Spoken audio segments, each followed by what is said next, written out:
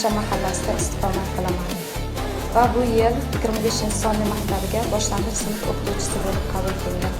Avvalo, yangi va zamonaviy maktabimizning foydalanishga topshirilayotganligi bilan barchamizni muborakbod etaman. Bu maskan biz yosh o'qituvchilar uchun ham, o'quvchilarimiz uchun ham qulay ta'lim muhitini yaratmoqda. Biz uchun yaratilayotgan sharoit va imkoniyatlarni katta mas'uliyat bilan qabul qilamiz.